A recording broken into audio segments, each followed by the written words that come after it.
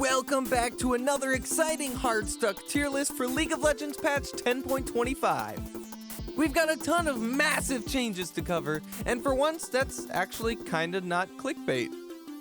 Riot sat on their hands last week and watched the world burn, but this time around they're serious about rebalancing around this item rework. With so many big new adjustments, stay tuned to Hardstuck for all the guidance you need to, well, I don't really know what the goal is during preseason. Keep your MMR afloat, I guess? Anyways, don't forget to subscribe or you'll start next season in Iron. My uncle works for Riot, so I can really do that. Let's begin with our question of the day.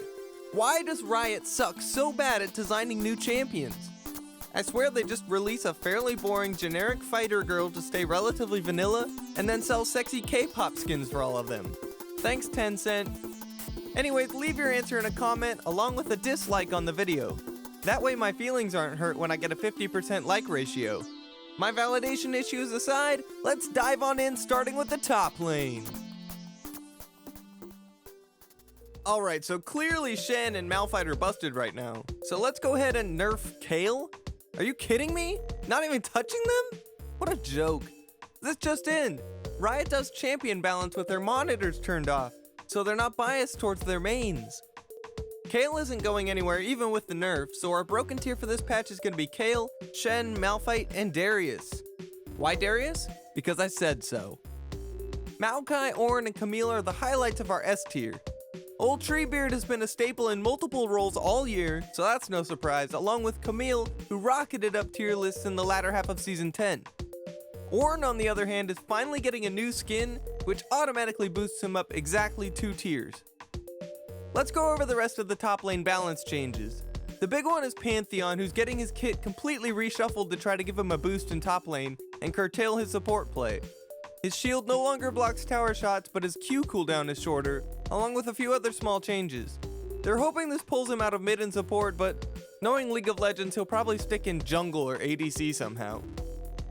Next up is a half-second cooldown buff on Nasus Q. Ultra-efficient farm players will feel the extra stacks available with this change, but everyone else will probably just run out of mana that much faster. Not a notable buff here. Now Aurelia is getting a very significant buff on this patch. 1 second off of her Q at all ranks, as well as 2 base AD. It sounds small, but the base AD helps a lot for early game CSing, and her Q is obviously her bread and butter skill. Watch out for Aurelia on this patch. Yeah, actual analysis. Who'd have thought? Let me get this straight. Nunu and Kayn are both turbo broken right now, and Kayn is getting kneecapped while Nunu escapes unscathed? It's like the old joke. You're hiking with your friend and you get chased by bears. You have a gun with only 1 bullet. What do? You shoot your friend in the leg and run for it. Nunu, you bastard, how could you? This leaves the Yeti and his boy alone at the top, with Kayn, Kha'Zix, and Amumu close behind. Man, how broken was Amumu last week? That was something. Anyways, Kayn is popping off so hard right now that it'll take even more than this to take him out of S tier, though he does fall from the top with the nerfs. Kha'Zix is also very strong with the added bonus of scaling hard with added experience on his pilot. Around 50 ranked games with Kaz, he averages 58% wins. Amumu is still really good, but lost the hype around his insane state from the previous couple of patches. Worth noting here are Ivern, who's getting a handful of buffs, Lee Sin, who is complete trash right now but also getting numerous buffs, and Rammus, who's been sleeper OP for a couple of months, even at high elo. Don't hesitate to roll out the Armadillo, especially if you're auto-filled, which you are. Because really, who would willingly subject themselves to maining jungle? Ugh. Mid is pretty cut and dry this time around. Yasuo, Yone, and Talon are getting buffs. Don't care how small, they're all broken now. Fizz was kicking some serious ass on 10.24, but now he's getting a serious ass kicking himself. Minus 20 mana per level is crazy. Have fun in S tier, fish boy. Then we have Galio, who's basically been busted all year, so finally Riot decided to nerf him, right? And nope. Like, what? Annie and Morgana are getting nerfs instead? Come on, I'm tired of this guy flying in from nowhere and taunting my entire team because they all have the reaction time of a sloth. A dead sloth. So clearly the Gargoyle, Windman, Blademan, and Talon are going to be absolute terrors on this patch. Mark my words, and I'm always right. Apparently Anivia is getting extensive changes too. I read the update and it was the most uninteresting, useless waste of time I've ever spent. Why did they bother? Nobody cares about Anivia. Articuno is the worst legendary bird too. Yeah, I said it. Whew, what a mess. The item rebalance is bringing back nightmares of 8.11 for marksman players with a huge amount of popular ADCs in the bottom percentile right now.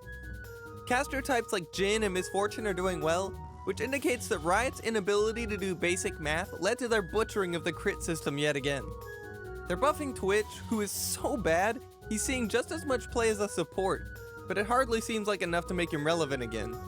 Good riddance, to be honest. I got jumped a bunch of times by a Twitch in my last game, though now that I think of it, I missed all of my skills as a support Lux and still didn't die. That should tell you everything you need to know about Twitch right now. Speaking of my last game, go check out Hardstuck daily on this channel.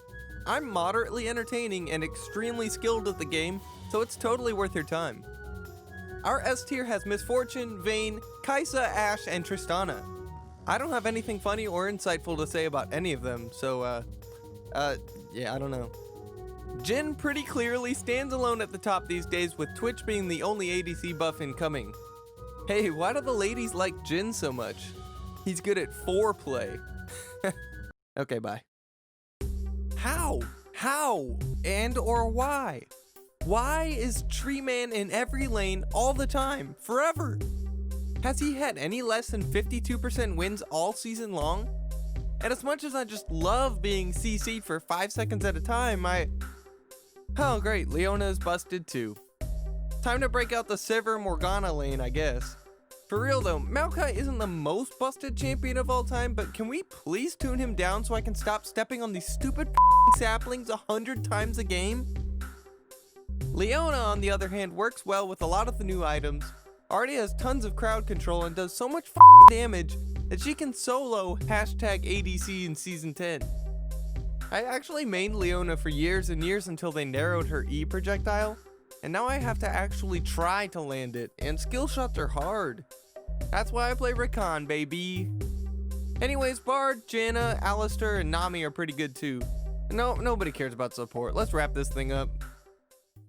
Thank you for tuning in to yet another terrible clickbait Hardstuck tier list video. If you've made it this far, obviously you hate yourself as much as I hate this video, so you're obligated to subscribe. Go check out Hardstuck daily. Let's go! Watch out for Talon, and just hang in there until League of Legends goes back to normal. Peace.